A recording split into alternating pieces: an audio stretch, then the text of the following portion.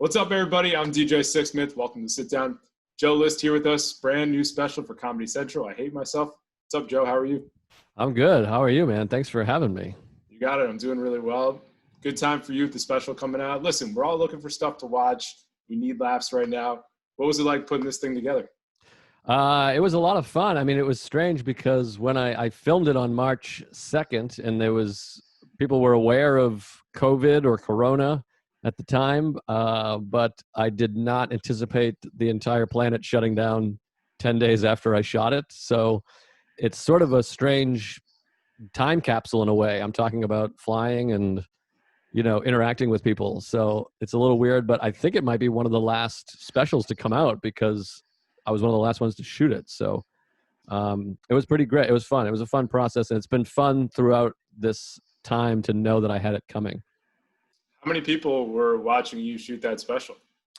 Probably about 225 or something like that in that neighborhood, between 175 and 225. I don't know exactly what it holds. And then think about how much the world changed in like 2 weeks. I mean, that's how small the timeline was between when you shot it and even when New York just changed dramatically. Yeah, it's pretty wild. I mean, the night before like the NBA shut down and everyone started to close up, I was at Madison Square Garden at the Big East tournament. And at the time, people were saying, like, I wouldn't go there. That seems crazy. And I was like, you're nuts.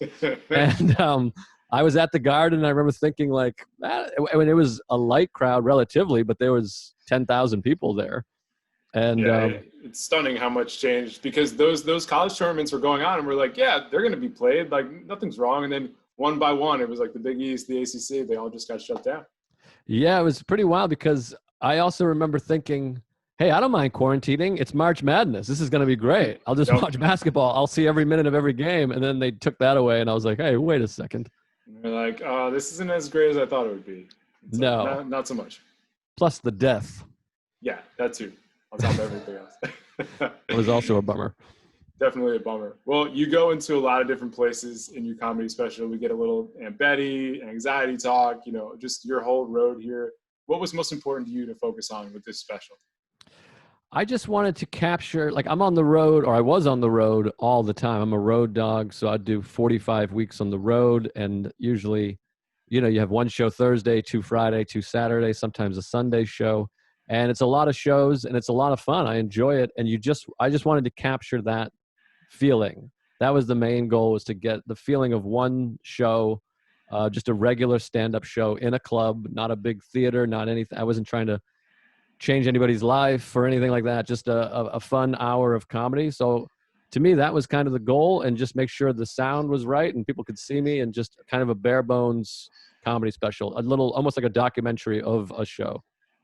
Just keeping it really simple is what it sounds like. Just focus on the material, because there's so much glitz and glamour, and even focusing on the platform, but it seems just like you were focused on the content, which I think ultimately is the most important thing.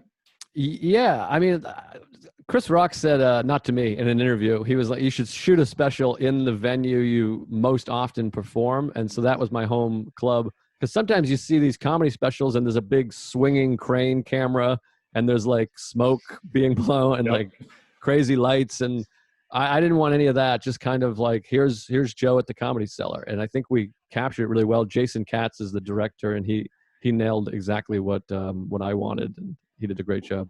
What do you like the most about performing at the Cellar? What I did like about the Cellar. Yeah, we should put it in the past tense at this point, right? Yeah, it's weird. I mean, they'll be back. They're the best. The Comedy Cellar is, what I love about it is, and this is a good model for all the comedy clubs out there, because a lot don't do it. They put the comedians first, above even their own wait staff, above the customers, above everything, as far as like feeding the comics, paying the comics, making sure they're comfortable, making sure they monitor the audience. They put everyone's phones in little plastic bags. I mean, they just do an amazing job. And also the physics, if that's the right word of it, the brick, the low ceiling, the basement, all the stuff that is considered death traps now. But it's like a low, small stage. Everyone's right on top of you. And I love the brick. Like I said, the low ceiling, and both the Comedy Cellar and Village Underground are underneath the ground, so it has that cool factor of walking underneath, and it's just it's magical. It's a great place.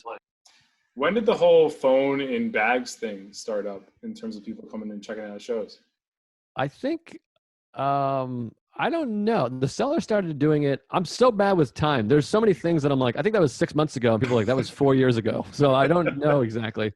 Maybe a year ago or 6 months ago. I know. I think Dave Chappelle started doing it first on the road, and then some bands started doing it, and then the Cellar started doing it. I think maybe 6 months ago. Oh, 6 months from when the world ended. I mean, 6 months plus the 6 months. So Right.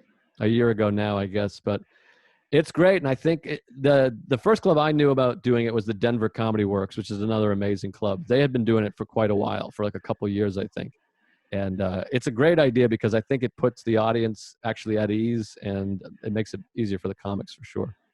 Yeah, it's a two-way street because obviously you can try out your material without having to think about it going out to social media or on the internet. And then people who are there, like you've paid to be at a comedy show. You don't need to be on your phone. You can just lock into what's going on. It kind of works both ways when I think about it. Yeah, totally. And to me, not having access to your phone puts you a little bit at ease. Like knowing that you can look at your phone, even right now, I know Yep. my phone is right here, and there's part of me that wants to be like, what's going on over there? So if you put it in the other room or downstairs or whatever it is, it just makes it a little bit like, all right, I don't have it. So it definitely helps for that factor too. Why don't we take it back a little bit? Let's go back to growing up in Massachusetts. When does Joe List realize he's into comedy, and who are some of the people he likes watching? I wanted to be, I first like kind of knew about comedy or wanted to be a comedian. It was George Carlin. My uncle showed me George Carlin. I think it was Doing It Again or Jamming in New York, one of those like 1990, one of those HBO specials. And it was just so cool to me watching everyone else's reaction and knowing he was saying these insane things that you weren't supposed to say was such a neat thing to me.